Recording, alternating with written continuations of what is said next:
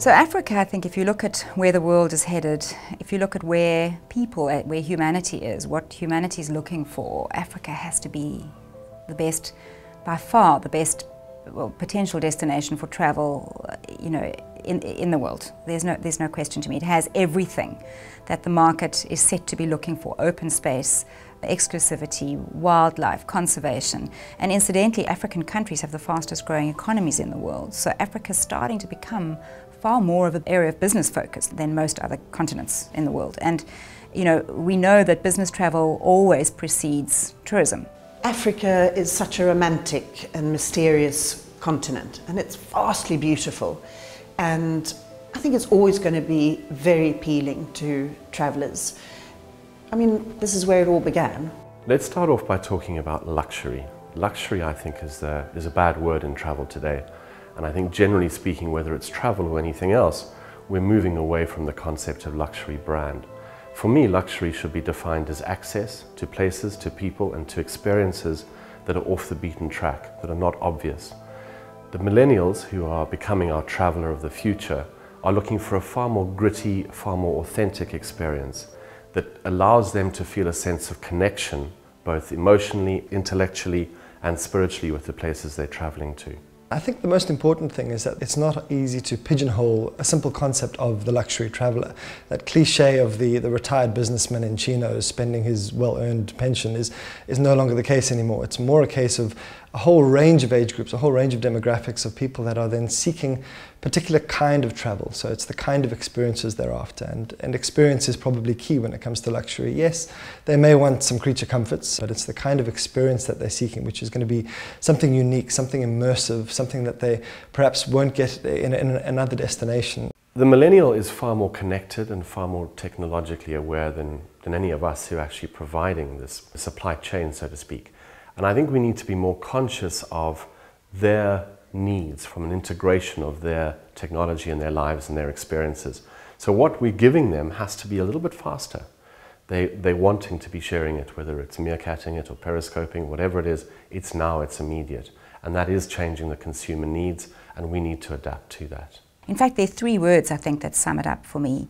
Firstly, seamless. Secondly, experiential. And probably in the very near term, mobile. So access to information, support, whatever they want at their fingertips at all times. Today's luxury traveller values exclusivity and flexibility above high thread counts and gold taps, especially the young luxury traveller. And going forward, the concept anywhere, anytime is going to be even more valued and important than it is today. The more mature traveller, who might be travelling with their children and grandchildren, will value exclusivity and privacy, whereby they can spend quality time with their family, which they don't have at home. It's the time poor, money rich client that we have to look at. I think what's also key is that the younger generation of luxury travellers are happier to travel in short bursts. It's no longer a case of taking your 3 weeks leave at the end of the year and heading off to go and have a certain experience. For wealthy young Europeans, a long weekend in Cape Town is no trouble at all, and properties maybe need to adapt what they're offering to offer something that appeals to that kind of demographic. It's not a case of somewhere where you want to unpack your bags for 3 weeks and settle in and have a home from home. It's a short burst, a short taste of a destination, in and out, and then back home, and then planning the next one. When I talk about the consumer, I talk about the top 10% of wealth owners in the world today, because that's the market I know, and probably the market that most of us are looking or aspiring to attract to our properties. What's interesting is that this market is growing. The number of people in that top 10% is increasing. Their wealth is increasing, and there are a couple of very interesting things about them that we need to know, those of us that are in the business of travel, if we really want to understand what it is that's important to them and what they value going forward. The good news is that this group of people is not only growing and their wealth is not only increasing, but so is their propensity to spend on travel. I was quoted a statistic recently which I found very, very interesting, that this group of people who own 85% of the world's wealth, incidentally, 10 years ago were investing approximately, or retaining approximately 14% of their assets in cash, and today, well, last year, 2014, that was 38%. What has been shown is that they spend 36% of their disposable income on travel. So, and that's also a number that's increasing very dramatically.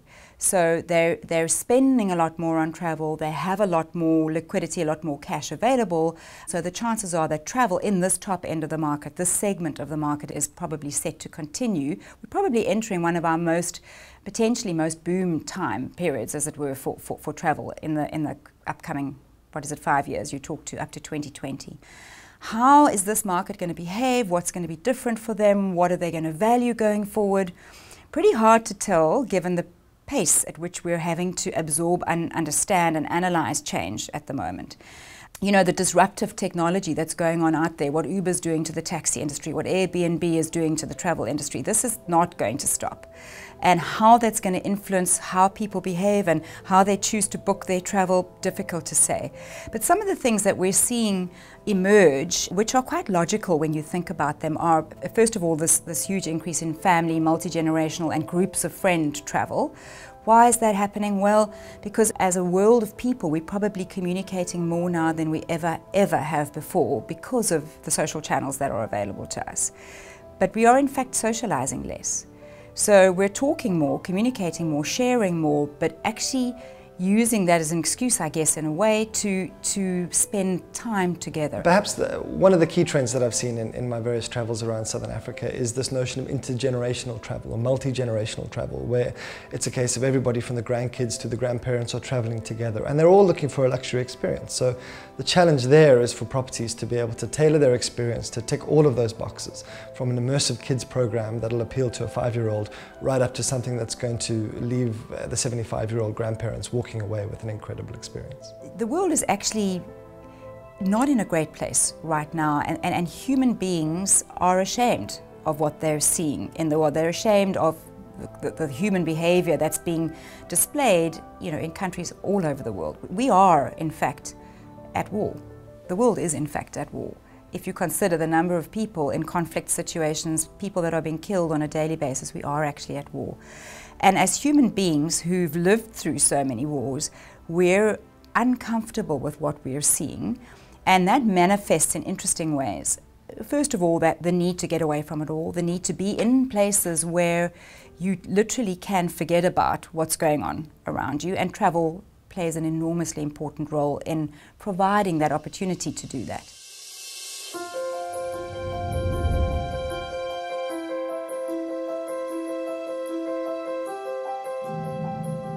In light of where the industry is going and what the consumer is wanting, we need to act, I think, very fast to differentiate ourselves for the future.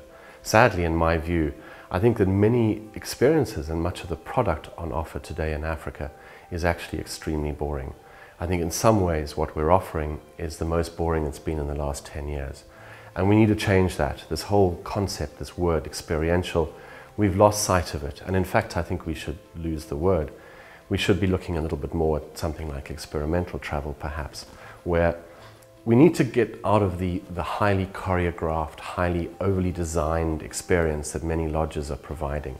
I think camps are getting very stuck on what's behind the door, what the cotton count, the food delivery, etc., and they're losing touch with the experience that starts outside the door. I think the most important element is flexibility. It's a case of being able to tailor your product, keeping true to what the product is, but being able to tailor that to what the guest is after, so that the product conforms to what the guest is looking for and not the other way around. The other important element is that travelers want a sense of authenticity. They want to experience the destination. They don't just want to see things. They want to feel like they're part of that destination that they've chosen to visit. They don't just want to take the postcard snap and move on. And also important is a sense of feeling that their travels and their travel spend, that spend is trickling down to the destination that they've chosen to visit. It shouldn't be a case of money simply flowing into large corporate coffers. They'd like to see whether it's a case of the chocolate on the pillow being made by a local industry, or the property that they're staying at, working with the local community and helping that community. So I think the two key things going forward that we are going to have to look at very differently are technology and creativity. You know, in the past, technology and creativity were the responsibilities of certain key individuals in organizations. So you went out and looked for a IT boffin, or somebody that was smart enough to look after technology in your business. And then everyone could sleep well at night because poor Johnny was going to take care of all your IT needs. And so you need every person every single person at every level in the organization to be focused on how technology is changing their area of the business. So technology and creativity is the other one. Creativity used to be the realm of the marketing department, of the creative director, of the ad agency. That was their little pocket, their little parcel that they had to look after.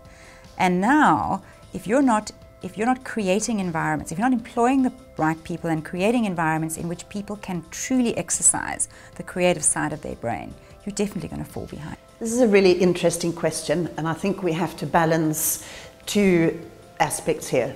The serenity, the remoteness and the uniqueness of Africa and its wildlife and wilderness with what the luxury travel is expecting every day today. If you don't have Wi-Fi in the most remote area of Zambia, for instance, it might be a deal breaker. Creating tailor-made experiences for guests to really feel like they are the only person for whom this particular experience has been created is absolutely key.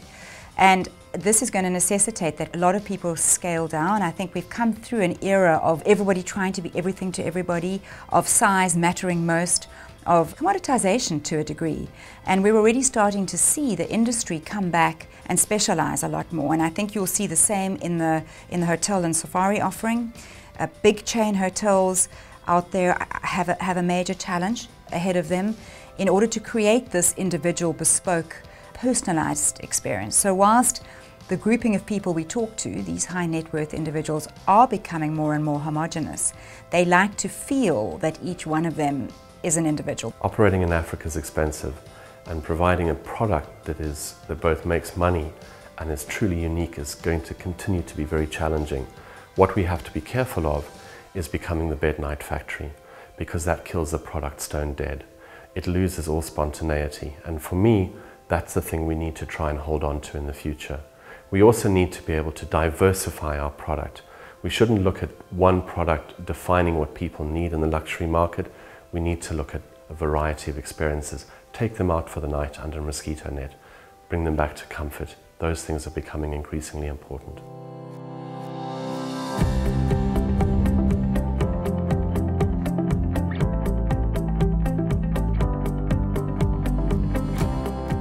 Well, Africa is a bucket list destination, and it's a continent that's still shrouded in a lot of mystery.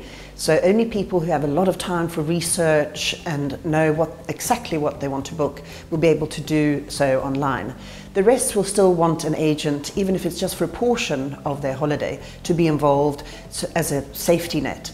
And the way we can do that is by offering excellent service, in-depth product knowledge, really good rates, and also hidden gems and introductions to unique experiences that if you book online, you won't have access to that or even the knowledge. The internet will remain key, that's without question. But I think the important thing is that properties can't just rely on their web presence being brochureware. That's not good enough anymore. There needs to be a sense of interactivity, whether that's a live chat functionality, interacting on Twitter, integrating TripAdvisor. There has to be some sense of interactivity.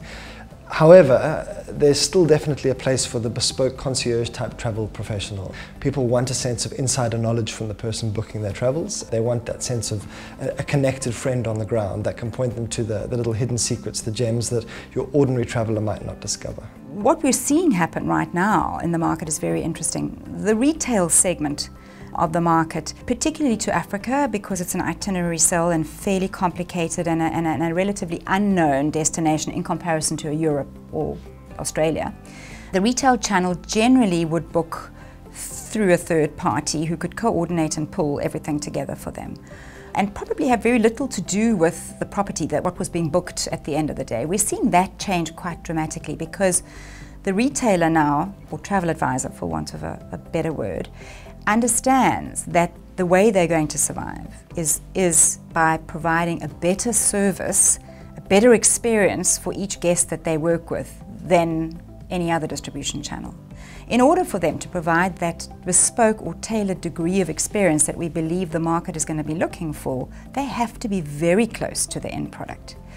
Because if they're not able to ensure that their guest gets the nicest room, is booked the best table at the hotel, that the general manager at the property can reference the travel advisor, the guest is probably going to challenge the sincerity of that travel advisor's relationship with the property. The supply chain is in complete disarray, and I think the most important thing for the future is that the bottom is going to fall out of the middle, very simplistically. It's going to become highly polarized. Growing portion of business is going to be direct. I think the internet is obviously playing a huge role in that, and the consumer is becoming far more knowledgeable and far more comfortable with the direct booking process, and at the same time the suppliers are becoming increasingly connected. So that's going to change markedly. In addition, I think that the end of the supply chain that adds true value is going to survive and going to do very well. It's the middle, where no value is really added, that I think is going to disappear. So those looking for a highly curated, highly crafted, more of a concierge kind of experience are going to be going to the trade members who know what they're talking about and are able to craft together itineraries that are extraordinary as opposed to cut and paste. The other thing that's happening is that the supplier is going to be far more vertically integrated. Far more consumers are going to the supplier directly to craft their entire itinerary, as opposed to just booking a portion with them. I think, though, that no matter how many new channels develop and no matter how those channels morph and change, there will always be a role for an advisor in all of this. Why? Because, first of all, we all like to be taken care of. All of us like to be, we all love to have somebody who's worried about whether we've got 1 or 2 pages left in our passport, who's crossing the T's and dotting the I's, who's checking that you have had your malaria or your yellow fever shot, who's definitely got the experience or in the know about which room at which hotel is better than another. So I think the role of an advisor, what form they'll take, I'm not 100% sure, but I think there will always be a role for an advisor to take. But one of the things I think you learn very quickly in this business is that you don't control the distribution channels at all, and that you have no idea how many they're going to be tomorrow, next year, or the year after. So the key is to make sure you're in all of them.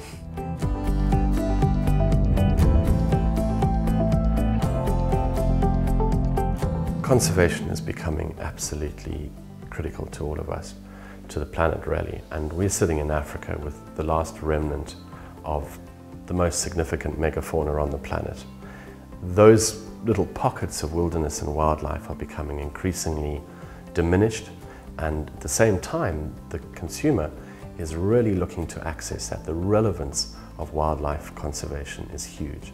So we're sitting here on a gold mine actually, and we shouldn't be glib about it because the conservation is critical. However, we do have an opportunity here. The consumer of the future is 100% looking to access the product that we have outside the bedroom door. Wilderness and wildlife are going to be truly significant at a deep level in the human psyche over the next 20, 30 years. Brands are going to undergo, I think, very dramatic change in the next 5 years. And what brands have gotten away with in terms of a promise of value is no longer going to be valued by people who would have before paid very high prices for those branded items. And I think that businesses and companies that don't truly integrate into their real purpose, their reason for existence, social responsibility, conservation in our case, if it's not truly integrated into their business models, if they continue to pursue it at an arm's length activity, something you have to do because you have to give back, otherwise people won't want to come and support you. I think that those brands are going to find it very hard to survive. It's a desire to tap into unique experiences is the most important thing that will define a luxury traveller in my view. There's a lovely quote from a guy called Paul James who works for Starwood luxury brands, and he called them the borderless luxurians. And it's a case of these are wealthy, educated people who have travelled, who know what they want, and they're not afraid to spend to get it. But they also have no sense of loyalty. They will go wherever the urge takes them, and they will go wherever to seek out the experience that they're after. And I think the challenge there for the travel industry is that it's a case of putting your experience above the experience that is offered in other destinations worldwide. They're after something unique, they're after something they couldn't get anywhere else, something slightly spiritual perhaps, something that touches something emotional in them. Going forward and planning, I've realised that we need to change the questions that we ask our clients when we start planning their dream holiday to Africa, because they don't read, they don't have the time to go through all the information that you send them. So I think that we need to assume that a lot of clients, even though they're spending tens of thousands of dollars on a trip are actually don't really know exactly what awaits them. Our big challenge in Africa is going to be communication, is going to be selling to the world why it is you want to visit Africa, because unfortunately at this point in time the world hears more negative about Africa than it hears positive. And I truly don't believe that the challenges we're dealing with in Africa right now are any worse than the challenges any other country anywhere in the world is dealing with. They just spin doctor them better, you know. They manage to sell the positive way better than we do in Africa. And so for me the future bodes extremely well for so many reasons. But we have to learn to sell the positive.